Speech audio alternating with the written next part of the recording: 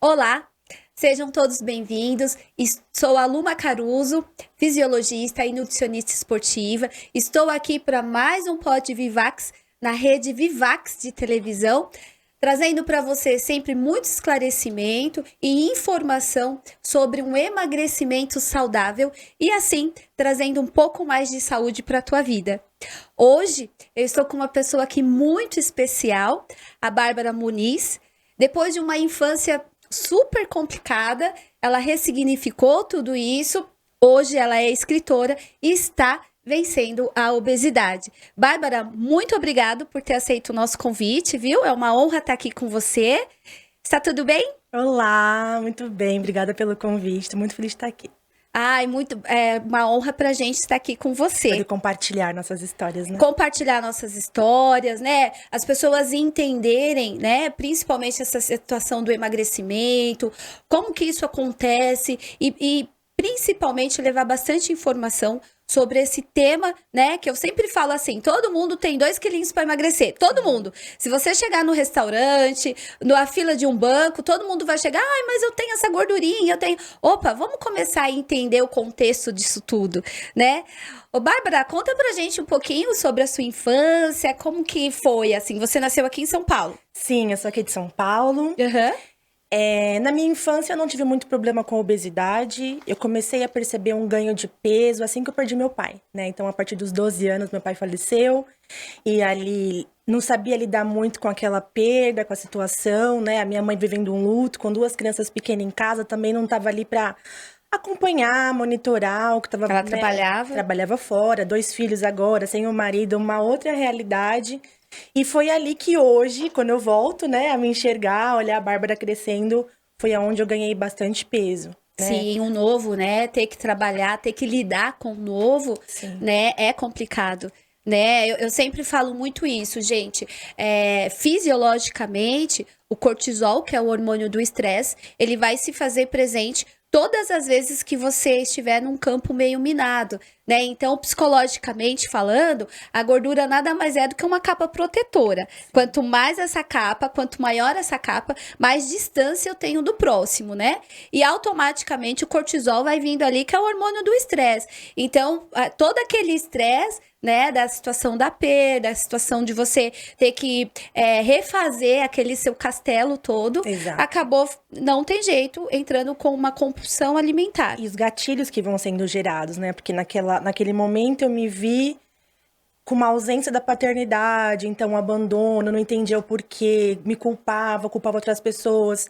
E toda vez que eu colocava esse sentimento em outras situações, é onde eu me via comendo mais também, né? Exatamente. O mesmo sentimento em outra situação vinha, e ali eu descontava tudo que eu tava sentindo na comida, então... Na comida. E a gente tá falando de um tempinho atrás, né? Hoje em dia, as coisas estão um pouquinho mais claras e mesmo assim, aqui com o Pod mesmo, é o nosso objetivo trazer essa informação para todas as pessoas que estão nos acompanhando. Mas, se você for parar para pensar isso, a gente tá falando de 10 anos atrás, no meu caso, né, há 20 anos atrás, 25 anos atrás, é difícil, né? Porque dá muito assim, é preguiçoso. Não para de comer. É muito guloso. Tem vergonha na cara. Tem que ter vergonha na cara. Então, assim, a pessoa que enfrenta um sobrepeso, uma obesidade, passa, sim, por discriminações bem graves, né? E por falta de entendimento e esclarecimento, não é, Bárbara? Sim. E também na fase da adolescência, né? Quando você já quer, né, ter os namoradinhos, já começa a se comparar com as amiguinhas que seguem um padrão, não passaram pelas mesmas dificuldades. E aí, a única forma de resolver aquilo é comendo. Exatamente. Ou seja, só somatiza cada vez mais, né? Vai somatizando, vai aumentando, vai virando uma bola de neve. Exato. E automaticamente a gente começa a se afastar, não é? Sim. Se afasta Se de todo excluir. mundo, se excluir. Eu sempre falo muito isso. A gente tem um estudo na USP sobre isso, né? A gente colocou um negro, um cadeirante e um obeso. o último a ser escolhido para fazer parte daquele time foi o obeso. Sim. Né? Então, às vezes a gente fala muito da questão da discriminação, da questão de que, olha, gente, vamos ter um pouco uma visão, né, mais acolhedora. E a gente, quando enfrenta a obesidade, realmente a gente passa por tudo isso. Sim. E muitas vezes calado, né, Bárbara? Sim, porque a gente tem uma geração ali que está vivendo e lutando contra as desigualdades, quer incluir cada vez mais, mas o obeso ainda tem esse paradigma, né, de que é uma questão de saúde também, né? Não é uma questão só estética, uma questão de má vontade, é saúde. Então, é uma porta para muitas doenças, né? Exatamente, que é o meu objetivo, é exatamente esse, é saúde, tá? Eu sempre falo, a estética é uma consequência, mas só é bonito o que é saudável. Exatamente. Não adianta, mesmo porque também tem pessoas, sim, com transtornos, que tem o IMC normal, mas que você vai colocar ali o adipômetro, a pessoa tá completamente, uma obesidade, uma composição corporal mais obesa, sim. Mas na balança não acusa. Eu falo por mim porque nessa fase da adolescência, ali dos 16 até os 18, eu vivia bulimia. E eu não tinha entendimento disso. Eu fui descobrir isso na terapia agora, né? Quando eu realmente olhei pra mim, fui buscar ajuda. E aí eu descobri, voltando na minha história, que eu praticava bulimia. Tomava medicação pra poder ir ao banheiro, totalmente contra o meu organismo normal, pra poder estar aceitável em um padrão, num momento daquela minha vida. E olha o que eu me submeti, né? O quanto que eu prejudiquei o meu corpo, né? Por conta dessa falta de entendimento também. Falta de entendimento, falta de clareza, né? E o excesso de culpa. Exato. Né? Eu, na adolescência, eu também passei pelo quadro de bulimia. Mas eu já era aquela que forçava o vômito. Eu já forçava o vômito. Esse eu ainda não tive um pouco... Naquela fase eu não tive coragem, né? Então, eu tomava o remédio, esperava aquele momento... Pronto, estou aliviada, né? Uma sensação de alívio daquilo que eu fiz comigo mesma. Isso, exatamente. E isso é muito normal, sabe, Bárbara? Muito natural hoje em dia, tá muito presente. E, infelizmente, cada vez com a idade menor, sabe? Cada vez, as crianças menores cada vez mais estão experimentando esse tipo de transtorno mais cedo, infelizmente. Né? Então, às vezes também o pai tá trabalhando muito, às vezes a mãe também acaba não tendo esse esclarecimento, né? Porque, querendo ou não, ainda é um tabu. E automaticamente as pessoas acabam não tendo noção do que tá acontecendo, às vezes dentro de um banheiro, dentro de um quarto. Chega para mim muitas situações assim no consultório que você olha e fala assim, nossa, é pior do que eu ainda pensava. Mesmo trabalhando 25 anos com isso, ainda tem sempre uma coisinha ou outra que eu acabo me surpreendendo. Eu fico pensando porque naquela época eu me comparava com as minhas amigas da escola. Então, aquele era o meu mundo. Hoje, as crianças se comparam com o planeta, né? Elas estão ali e recebendo informações, né? Pessoas criticando, pessoas talvez ofendendo pela característica delas. Então, por isso que hoje a gente vê as crianças já passando isso cada vez mais cedo. Mais cedo, exatamente. E aí, quando você passou por tudo isso, teve alguém que te ajudou, estendeu as mãos, você conseguiu se apegar a alguma coisa, a Deus, enfim? Na verdade, por muito tempo, eu neguei de mim mesma isso. Tá. Né? Eu reconhecia... Muito tempo quanto, assim, Bárbara?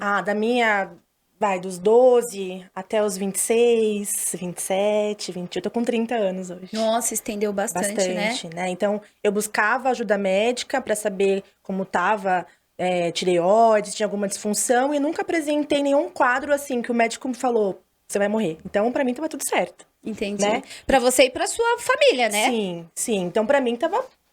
tô viva, né? Eu passava mal, né? Eu comia... coisas um pouco mais gordurosas, eu sentia dor de cabeça. Então, eu não tava bem. Mas eu negligenciava tudo isso. Então, tô vivendo, tô tudo bem. Então, eu não buscava ajuda, sabe? Eu me aceito do jeito que eu sou linda. E realmente, sempre me achei linda do jeito que eu era, né? Tô no processo de emagrecimento ainda. Mas, em um determinado momento, eu percebi que talvez não era uma verdade plena isso na minha vida. Sim. Né? Quando eu percebi que eu já não tinha disposição para muitas coisas, Sim. Né? Um gatilho, assim, que foi para mim... da minha decisão, que os meus amigos foram fazer uma trilha e eu também quis ir. E eu levei uma queda, né? E sem maldade alguma ali da galera, deram risada. Só que na minha cabeça, eles estavam rindo de mim porque eu era a gordinha do grupo. Aquilo veio pra mim assim, eu preciso acordar. E aí, depois, eu fui fazer uma viagem de avião e eu fui fechar o cinto não fechou. Isso é uma coisa que eu sempre coloco nas palestras, gente. Se a pessoa, um obeso, quiser andar de avião, não tem banco específico para ele. Não tem. Cirurgia, não tem maca específica para ele, não adianta. E aí eu levantei a mão, eu falei, eu preciso do extensor. Aí a comissária, o quê? Aí eu, o extensor. Aí ela trouxe, claro, mas assim, me incomodou, né? Eu falei, o que eu tô fazendo comigo, né? Eu posso me sentir linda, com sobrepeso, mas eu tô bem, de verdade? Essa situação gerou algo em mim, eu não me senti feliz com isso. Eu vou ter que ficar sempre aceitando as coisas e vou esperar chegar a que ponto? E aí foi quando eu busquei ajuda, né? Nossa, perfeito. Aí foi quando eu busquei ajuda, eu fui uma indicação, né? Fui buscar um cirurgião de um colega que também passou pela cirurgia. E aí fui conversar, cheia de medo, né? Cheia de você já tinha quantos inseguranças. anos? 29. 29? Ah, então Tenho 3 meses de operada. Ah, poxa, e tá muito bem. E assim, você acha que tudo isso que você passou a obesidade, na sua adolescência, muitas respostas estão na sua infância? Sim, na infância. Como assim? Me E conta. eu fui descobrindo um pouco mais isso nas terapias também, né? Sim. Quando a gente começa a lidar com os sentimentos e entender que isso vem desde a da formação, né? As crianças, elas estão formando o caráter ali do 1º ao 6º ano de vida, né? Então, eu vi também muitas coisas... por exemplo, eu sempre fui a mais alta da turma, então a galera já começava a criticar, então eu já começava a me esconder um pouco, né? A retrair, né? A galerinha da escola, os amigos do prédio, né? Questão familiar também, dificuldades, né? Questão do meu pai, da minha mãe. Então, eu fui somatizando isso na comida, né? Então, eu não sabia verbalizar o que eu estava sentindo. Sim, sim. Eu não dava nome às minhas emoções, também não buscava ajuda para quem eu confiava. E é engraçado porque, assim, é isso que você falou, né? Que você não buscava ajuda. Mas, na verdade, é que a gente não sabe que precisa de ajuda. Não sabe. Não é? E não é só você. A gente tem toda uma família. Às vezes acontece, Bárbara, de muitas pessoas questionarem até os pais. Né? Nossa, será que a mãe não tá vendo? Nossa, mas será que fulano não viu? E, gente, não é assim. É uma coisa tudo ainda muito incerto. É uma coisa que é muito mascarado também. Sim. Um despreparo, uma falta de esclarecimento muito grande sobre esse assunto. E é um assunto muito relevante hoje em dia, né? Porque os apartamentos cada vez menores, as pessoas cada vez mais preso em tela e cada vez menos tendo aquele olho no olho, aquela peraí, vou te sentir. O ser humano, né? O ser humano, exatamente. E o mais importante de tudo, sabe, Bárbara, porque assim, eu sempre falo muito isso, você vai tomar essa decisão pelo amor ou pela dor, né? E graças a Deus que tá sendo ainda pelo amor, porque na verdade você ainda não chegou a ter um problema específico de saúde para que você precisasse emagrecer. Mas levei um susto. Na queda, né? Também, mais uns exames. Aí quando eu fui fazer... lá, ó, viu? Foi pela dor, então. Um pouquinho. eu fui conversar com esse cirurgião, e aí ele pediu os exames, e ali eu descobri algumas coisas que eu nunca tinha, né? A tireoide já estava descompensada, a gordura no fígado, então eu já fiquei um pouco mais atenciosa, né? Mas mesmo assim você tá de parabéns. Sabe por quê? Porque às vezes, quando a pessoa pega um diagnóstico desse, é mais um ponto para poder ela ir cada vez mais para ansiedade e comer mais, tá? E aí se encher de remédio. Não foi o que você fez. Você enfrentou os seus fantasmas, tá enfrentando a obesidade de uma forma de cabeça erguida. Hoje, sim. Né?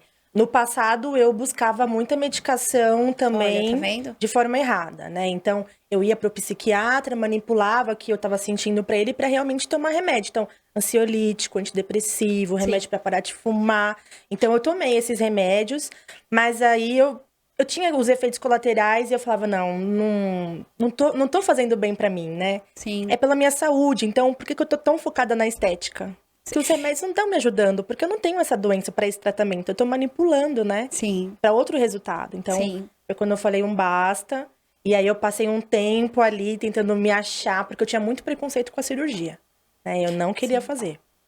É medo, talvez? Preconceito, porque eu realmente achava que a cirurgia era para preguiçoso, né? Na minha cabeça. Você vê como pode, né, Bárbara? A gente enfrenta o problema da obesidade e mesmo assim cheio de preconceito. Não consegue vencer a obesidade E eu cheia de preconceito, cheia de amarras. Sim, porque na verdade a sociedade impõe, né? Isso. A sociedade impõe muito isso. Exato. Né? Eu vou ser bem sincera, eu sou contra essa romantização da obesidade, tá? Porque realmente é uma porta aberta para vários outros diagnósticos, né?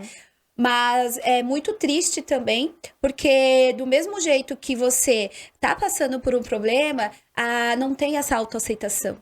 Né? Você acha que você tem que ser magra igual aquela mulher da revista, igual aquela que passou na televisão. Você acha que você tem que ter o mesmo resultado que talvez uma amiga teve numa academia ou num remédio para emagrecer. Exato. E somos únicos, né? Sim. A gente não tem jeito. Bárbara Muniz só existe uma no mundo todo. No mundo todo. E você precisa sempre lembrar que é o seu patrimônio. E a nossa né? identidade, né? A gente tem que ter muita certeza de quem nós somos. Exatamente. Né? Enquanto eu quero ser alguém, eu não sou eu. Sim. E foi quando eu realmente mudei a chave da minha história. Perfeito. Né? Eu conversei com o médico, levei os meus medos da cirurgia, porque eu nunca tinha feito uma endoscopia, nunca fui anestesiada, então tinha esse medo.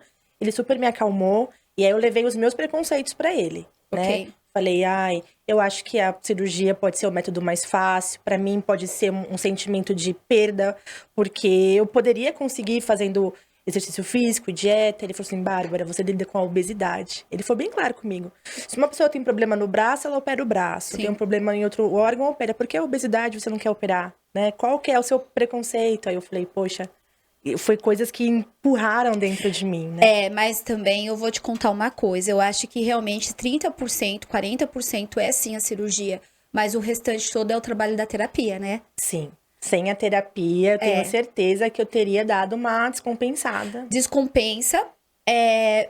Vários casos a pessoa faz sim a cirurgia, mas volta a engordar por conta principalmente dessas questões psicológicas que a gente está trazendo aqui e não saber lidar com esse novo ser. Né? Então, isso também, a gente sempre fala isso, também volto a repetir, na USP a gente tem sim um trabalho muito específico para essa questão da obesidade. Tem casos que você passa com psiquiatra, com psicólogo, que você nem chega a fazer a bariátrica, você consegue antes reverter aquele quadro. Então, eu passei por uma situação que quando eu fui no cirurgião, fiz os exames, ele me indicou a cirurgia, falei assim, para você eu faço a indicação da cirurgia, você precisa desses laudos, né? E um deles era com a psicóloga.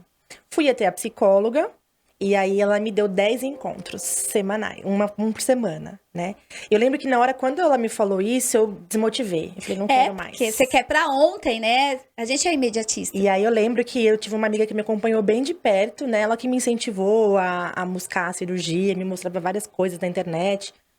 E aí eu mandei mensagem pra ela, assim, são 10 consultas com a psicóloga, que demora, né? Sim, porque a gente quer pra ontem, né? Ela falou assim pra mim, você vai emagrecer quanto em 10 semanas sozinha? Tá vendo? O que você tem feito por você nessas 10 semanas que passaram? Você fez algo de diferente? Ou você continuou com a sua alimentação desregrada, com a sua falta de rotina? E aí eu falei, vamos. E ali foi fundamental pra mim. Preparo, né? Fundamental, porque eu lembro que às vésperas da cirurgia, eu mandei mensagem pra minha psicóloga, eu chorando, porque eu tava sentindo algo que eu não sabia explicar, e ela muito atenciosa, você tá vivendo um luto, né? Você tá se despedindo pra viver uma nova história, assim. Sim. E sozinha, talvez eu teria desistido muitas vezes. Com certeza. E após a cirurgia também, porque aquela fase líquida é muito difícil. E o que eu fiz da minha vida? E eu lá levando isso pra ela, e ela me acalmando, me trazendo os pontos bons. E os pontos também que a gente tem que enfrentar com a cirurgia, não tem como romantizar também, né? Sim, mas o mais legal de tudo aí que eu tô vendo foi que você passou com excelentes profissionais. Sim. Né? Porque eu volto a repetir. O emagrecimento em si é um campo muito minado, é um campo muito prostituído. Então, como tem excelentes profissionais, tem profissionais também não tão legais e que a parte financeira fala em primeiro lugar. Exato. Né? Então, olha, ele só te operou depois das 10 sessões de terapia. Ou seja, você já tinha que ter um preparo para poder você sim se despedir desse peso, né? Do corpo. E é mais legal ainda todo mundo que está nos acompanhando entender que é muito além do que todos estão pensando. Exato. Né? Olha o tratamento que você teve que estar fazendo para poder realmente sim você ter um resultado. Porque né? eu realmente me questionei sobre essas 10 consultas, que no final vieram 14.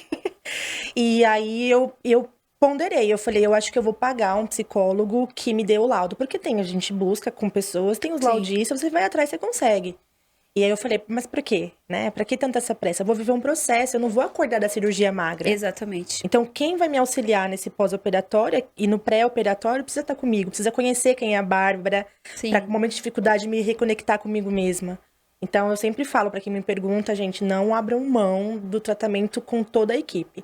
Endócrino, psicólogo, nutricionista, é fundamental. É muito importante, muito. E assim, Bárbara, me conta uma coisa. Quando você... a gente vai melhorando a nossa autoestima, né? Conforme vai resgatando ali o peso, aquela coisa toda ali do emagrecimento. A sua autoestima, ela é crescente ou ela tem os seus altos e baixos? Depois da cirurgia, eu tô crescendo. Antes da cirurgia, eu vivi só queda, né? Então, eu tentava trazer pra mim essa afirmação de que eu sou linda, mas eu não tava vivendo isso. Eu me olhava no espelho e já não me reconhecia mais. Porque eu engordei, na pandemia, quase 30 quilos, né? Entendi. Só nesse período aí de 2 anos e meio. Então, eu me olhava, já perdi a minha identidade. Já não sabia quem era eu.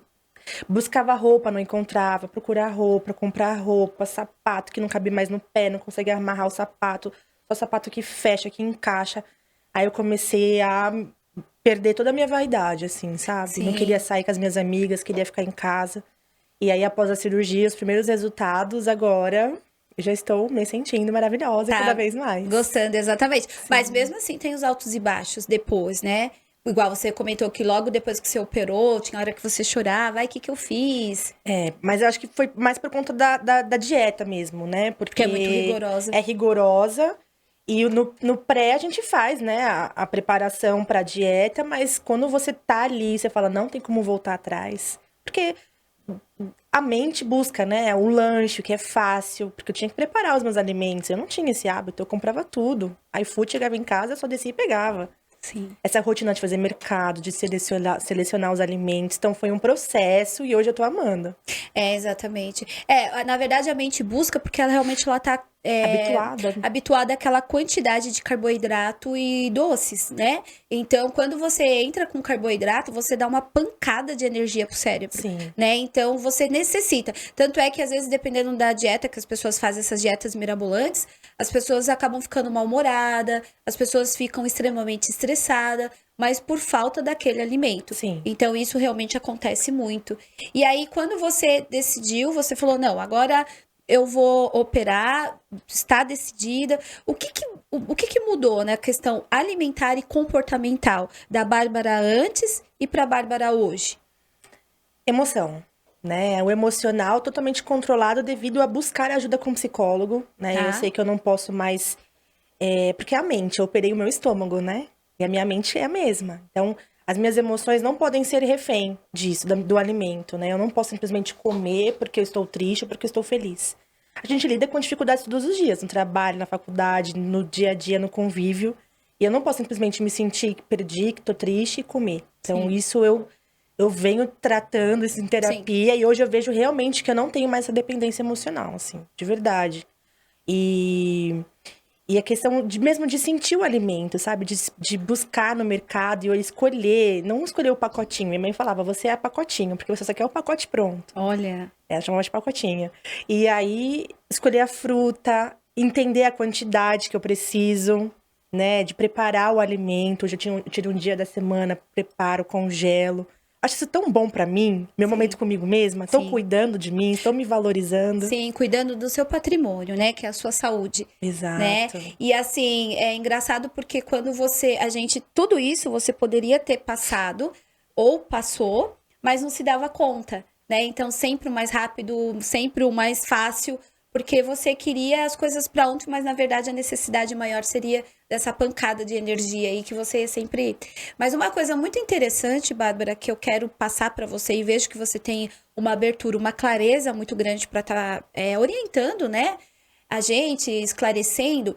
Geralmente é comum, quando a pessoa faz uma cirurgia, né? Uma bariátrica, ela descompensar para outras coisas. Para o álcool, né? Enfim...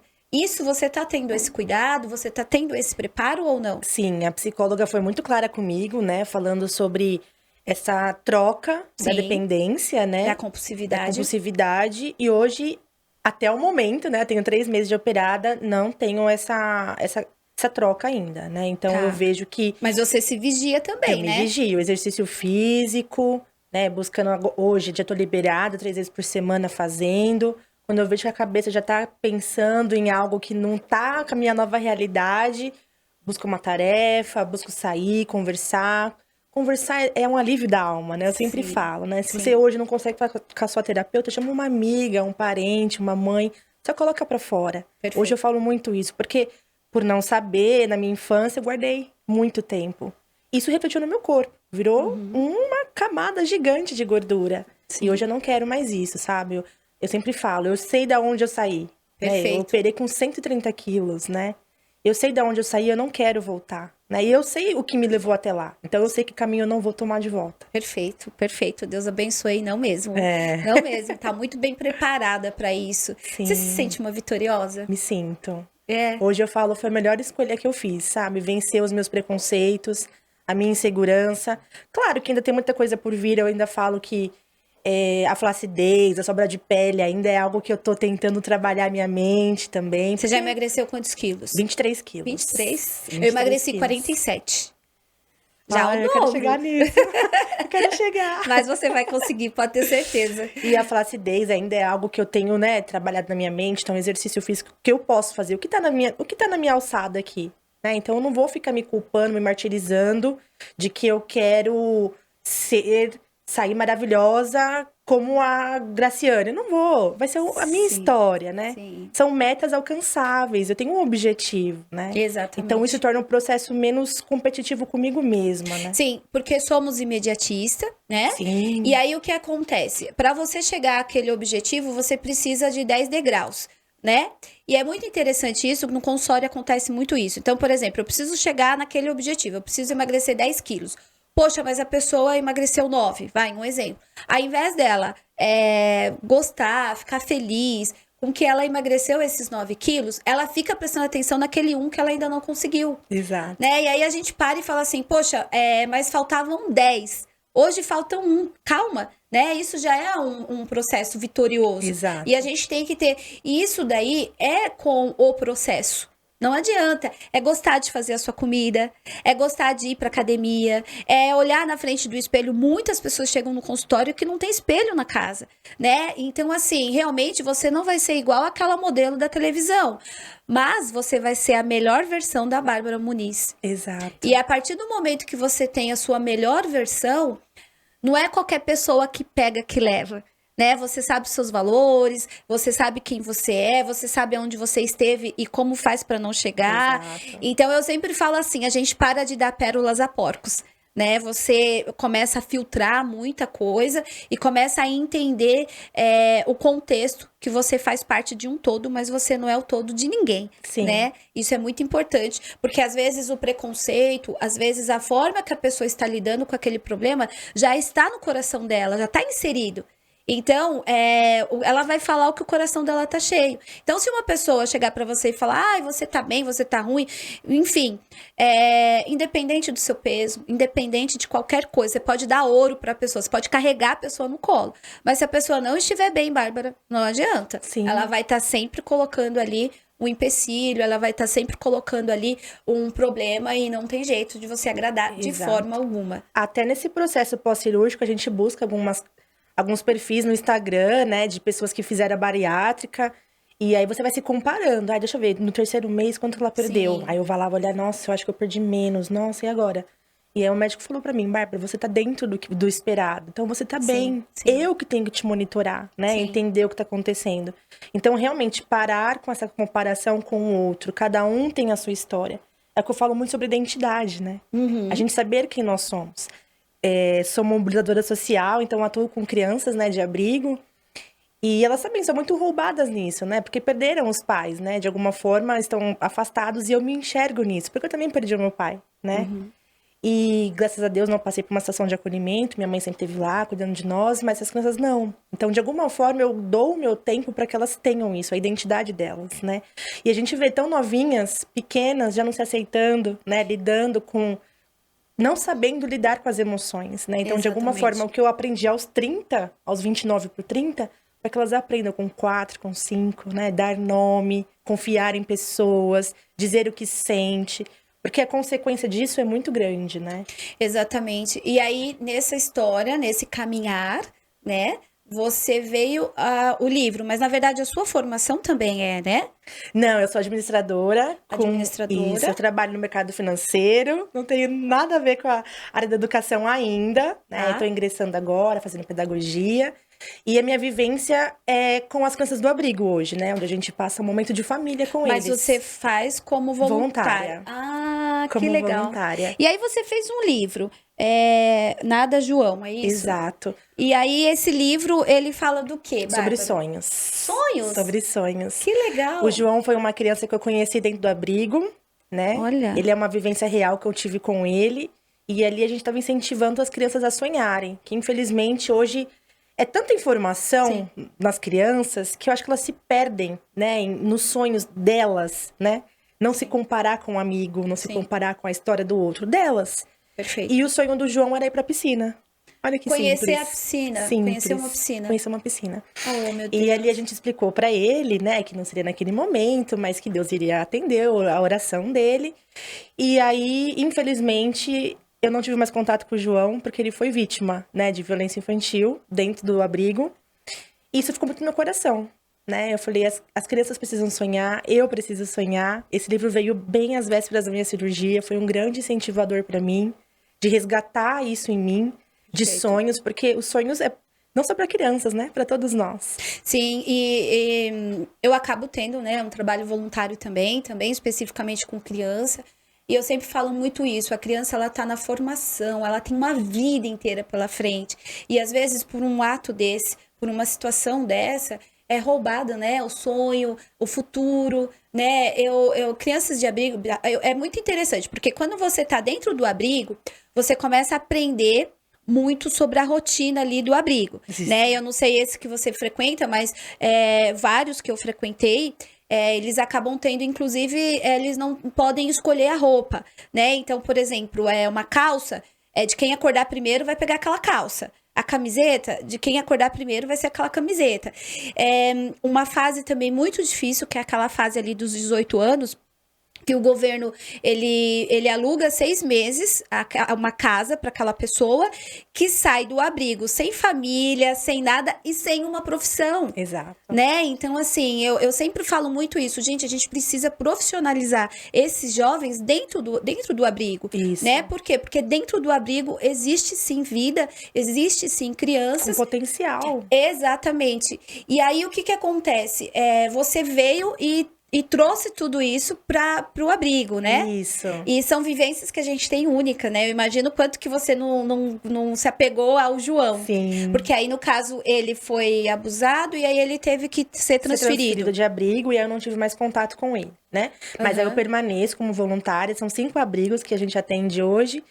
E aí o João ficou no meu coração, né? Que de alguma forma o que ele passou, eu não posso mudar com ele, né? Sim. Eu creio que ele vai viver essa transformação na vida dele, vai ser curado dessa dor, não vai ter nada psicossomático sobre isso, acho que a gente quer, mas que as outras, aqueles que tiverem ao meu alcance, através da história do João, possam ser libertas, né? Ressignificar a vida, né? De nomear as emoções delas, né? Perfeito. O que é alegria, o que é medo, o que é bondade, o que não é.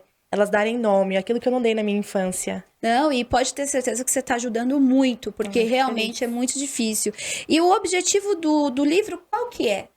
Ele é mais voltado para a criança, para o educador, adulto? Como que é, Bárbara? Ele é voltado para criança, de 2 a 6 anos de idade é o foco dele, mas eu falo que não é só para criança. Já recebi imagem de adolescente, de idoso, eu fico apaixonada. Eu vou ler.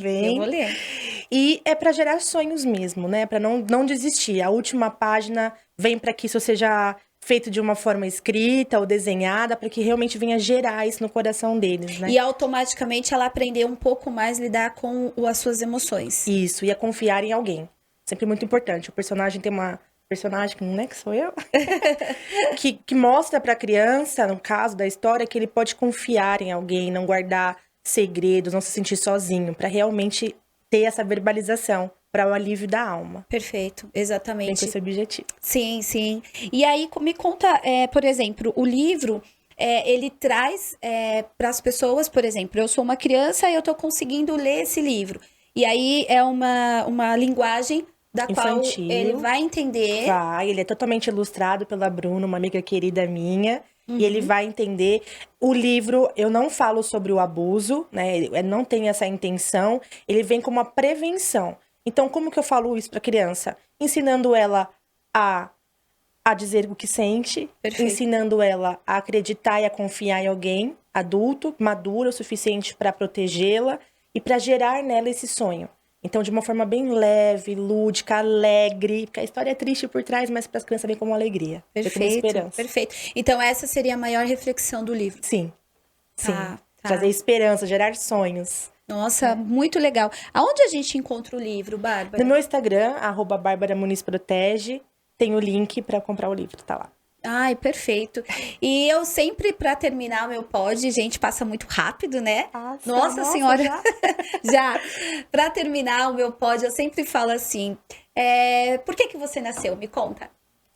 Por muito tempo, isso foi um mistério para mim, sabia? Por que eu tô aqui? O que eu venho fazer? E eu vim aprendendo que, através das minhas vivências, de alguma forma, auxiliar. Me vejo como uma grande auxiliadora, sabe? Eu gosto de ouvir histórias, de aconselhar de alguma forma. E meu coração é muito voltado para as crianças, né? Então, de alguma forma, eu posso ajudar, protegê-las, ensiná-las. É o que eu tô aqui fazendo. Amém. Qual o seu maior sonho, Bárbara? Ai, são tantos que agora sonhar comigo mesma. Mas o meu maior sonho é hoje ver que não existem crianças vítimas, sabe? De negligência, de solidão, do silêncio, para que elas sejam libertas, né? E vivam em plenitude, né? Sim. Que não esperem alcançar a vida adulta para isso, porque vem tantos traumas juntos, né? Muitos, E realmente. que elas, desde cedo, sejam livres para ser quem elas são. Amém. 1 minuto antes de morrer, qual o seu último pedido? Ai, eu não queria morrer. Mas eu falo, Deus, quero ir pro céu. E que eu possa deixar um legado aqui na Terra, sabe? Tá É ótimo. isso. E já deixou também, né? Porque independente agora da tua vida, você deixou aqui um filho, né? Que vai ter vida própria aí para muitos anos, pode Não ter estamos certeza. aqui em vão, né? Exatamente. Aonde que a gente te encontra, Bárbara? No meu Instagram, @BárbaraMuniz.protege, onde eu falo com adultos sobre como cuidar das crianças, proteger crianças. E também no YouTube, Bárbara Muniz, eu conto histórias infantis lá. Olha, foi uma honra ter você aqui. Muito Obrigado. obrigada. Venha mais vezes, Vem, porque sim. tem muita coisa aí ainda pra gente estar ressignificando, né? Para trazer para o nosso público que realmente precisa ouvir, que ele não tá sozinho. Calma, de mão dadas a gente vai conseguir. E principalmente para a gente sempre ter um olhar mais para a saúde. A nossa história é um livro aberto, estamos aqui para sonhar e viver coisas novas sempre. Obrigada para você aí também, que está nos acompanhando. E fica sempre ligadinho aqui na Rede Vivax, que sempre vai ter muita novidade para vocês. Um beijo.